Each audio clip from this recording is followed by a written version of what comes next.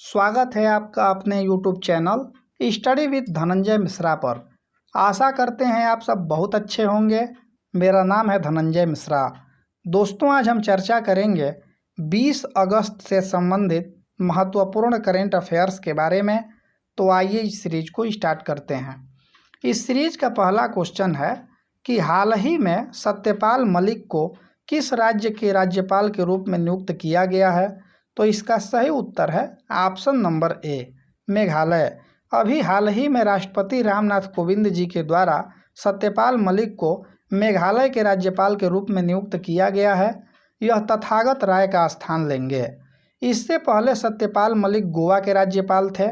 इनके अलावा महाराष्ट्र के राज्यपाल भगत सिंह कोश्यारी को गोवा के राज्यपाल के रूप में अतिरिक्त प्रभार दिया गया है। अब सत्यपाल मलिक को मेघालय के राज्यपाल के रूप में नियुक्त किया गया है। तो मेघालय के बारे में देख लेते हैं। मेघालय की राजधानी शिलांग है। मेघालय के मुख्यमंत्री कॉनराड संगमा है। मेघालय में लोकसभा सीटों की संख्या 2 है, राज्यसभा सीटों की संख्या 1 है, विधानसभा सीटों की संख्या 60 है और मेघालय में कुल 11 जिले हैं। दुनिया में सर्वाधिक वर्षा मासिनराम में होता है, जो कि मेघालय में ही स्थित है। बलफक्रम और नोकरेक राष्ट्रीय उद्यान ये भी आपका मेघालय में ही स्थित है। आइए अब अगला प्रश्न देखते हैं।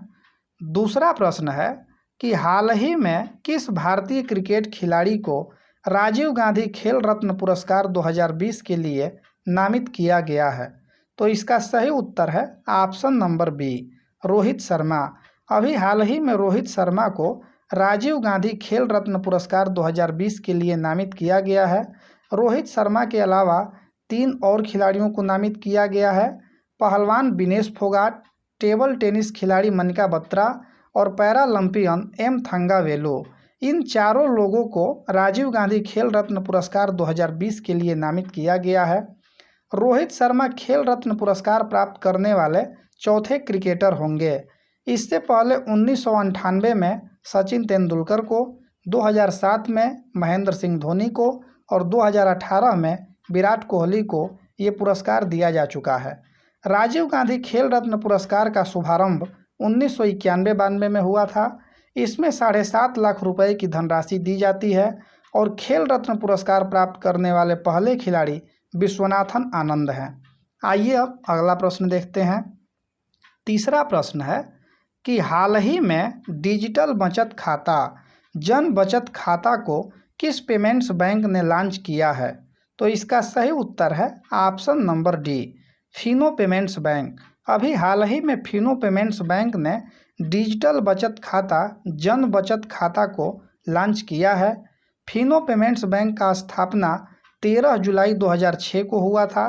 फिनो पेमेंट्स बैंक का हेडक्वार्टर मुंबई में स्थित है और वर्तमान में फिनो पेमेंट्स बैंक के MD एंड CEO ऋषि गुप्ता हैं।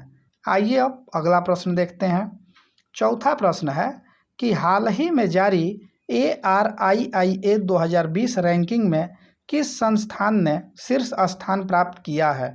तो इसका सही उत्तर है option number A, IIT Madras. अभी हाल ही में IIT मद्रास ने ARIIA 2020 रैंकिंग में शीर्ष स्थान प्राप्त किया है और इस सूची में दूसरे स्थान पर IIT बॉम्बे है और तीसरे स्थान पर IIT दिल्ली है। ARIIA का जो फुल फॉर्म होता है वो Atal ranking of institutions on innovation achievements होता है। दोस्तों, अगर आप इस वीडियो का PDF प्राप्त करना चाहते हैं तो डिस्क्रिप्शन में दिए गए टेलीग्राम के लिंक पर क्लिक करके आप टेलीग्राम ग्रुप को ज्वाइन कर सकते हैं या टेलीग्राम पर study with Dhananjay Mishra search करके भी आप इस ग्रुप को ज्वाइन कर सकते हैं। टेलीग्राम पर प्रत्येक दिन पूर्व की परीक्षाओं में पूछे गए प्रश्नों को क्विज के रूप में सॉल्व कराया जाता है। तो आप टेलीग्राम ग्रुप को ज्वाइन करके और क्विज को सॉल्व करके अपने तैयारी को नई दिशा दे सकते हैं। दोस्तों, अगर आप चैनल पर नए हैं तो चैनल को सब्सक्राइब कर लीजिएगा तथा बेल आइकन को अवश्य दबा लीजिएगा। आइए अब अगला प्रश्न देखते हैं। पांचवा प्रश्न है कि हाल ही में इब्राहिम बाउबकर ने सैन्य विद्रोह के बाद इस्तीफा दे दिया है। वह किस देश के राष्ट्रपति थे। तो इसका सही उत्तर है ऑप्शन नंबर सी, माली। माली के राष्ट्रपति इब्राहिम बाउबकर ने सैन्य विद्रोह के कारण इस्तीफा दे दिया है और माली की राजधानी बमाको है। आइए अब अगला प्रश्न देखते हैं। छठवां प्रश्न है कि हाल ही में अखिल भारतीय आयुर्वेद संस्थान के साथ किस केंद्र शासित प्रदेश की पुलिस ने समझौता किया है? तो इसका सही उत्तर है ऑप्शन नंबर सी, दिल्ली। अभी हाल ही में दिल्ली पुलिस ने अखिल भारतीय आयुर्वेद संस्थान के साथ समझौता किया है। दिल्ली के मुख्यमंत्री अरविंद केजरीवाल हैं। दिल्ली के उपराज्यपाल अनिल बैजल हैं। दिल्ली में लोकसभा सीटों की संख्या 7 है, राज्यसभा सीटों की संख्या 3 है, विधानसभा सीटों की संख्या 70 है और दिल्ली में कुल 11 जिले हैं। आइए अब अगला प्रश्न देखते हैं। 7वां प्रश्न है कि हाल ही में भारत में ओकले के नए ब्रांड एम्बेसडर के रूप में किसे नियुक्त किया गया है? तो इसका सही उत्तर है option number B, Rohit Sharma. Rohit Sharma को भारत में ओकले के नए ब्रांड एम्बेसडर के रूप में नियुक्त किया गया है। ओकले एक स्पोर्ट्स आईवियर ब्रांड है। आइए अब अगला प्रश्न देखते हैं। 8वां प्रश्न है कि हाल ही में विश्व मानवता दिवस कब मनाया गया है? तो इसका सही उत्तर है ऑप्शन नंबर डी, 19 अगस्त। प्रत्येक वर्ष 19 अगस्त को विश्व मानवता दिवस के रूप में मनाया जाता है। इस वर्ष विश्व मानवता दिवस का 11वां संस्करण था। आइए अब अगला प्रश्न देखते हैं। 9वां प्रश्न है कि हाल ही में एशियाई विकास बैंक में उपाध्यक्ष का पद ग्रहण करने के लिए भारत के चुनाव आयुक्त पद से किसने इस्तीफा दिया है?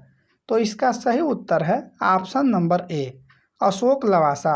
अभी हाल ही में अशोक लवासा ने एशियाई विकास बैंक में उपाध्यक्ष का पद ग्रहण करने के लिए भारत के चुनाव आयुक्त पद से इस्तीफा दे दिया है और वर्तमान में भारत के मुख्य चुनाव आयुक्त सुनील अरोड़ा हैं। आइए अब अगला प्रश्न देखते हैं। 10वां प्रश्न है कि हाल ही में फ्लिपकार्ट ने अकादमिक सहयोग को मजबूत करने के लिए किस संस्थान के साथ समझौता किया है?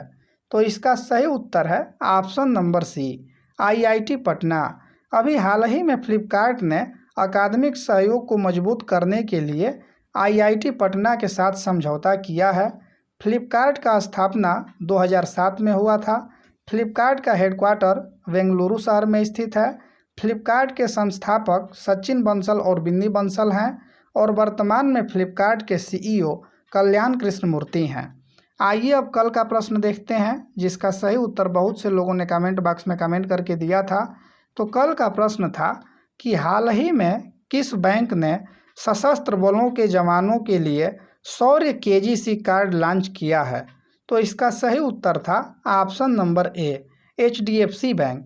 अभी हाल ही में एचडीएफसी बैंक ने सशस्त्र बलों के जवानों के लिए शौर्य केजीसी कार्ड को लॉन्च किया है और इस प्रश्न का सही उत्तर देने वालों का नाम इस प्रकार है: रितु ओझा जी, सारा जैन जी, प्रीतेश शर्मा जी, अभिषेक सिंह जी, आशीष सिंह जी, मनीष कुमार जी और अमित कुमार जी। आइए अब आज का प्रश्न देखते हैं, जिसका सही उत्तर आप लोग कमेंट बॉक्स में कमेंट करके बताइएगा। तो आज का प्रश्न है कि हाल ही में सेबी के नए कार्यकारी निदेशक के रूप में किसे नियुक्त किया गया है? इसका ऑप्शन दिया गया है और सही उत्तर आप लोग कमेंट करके बताइएगा।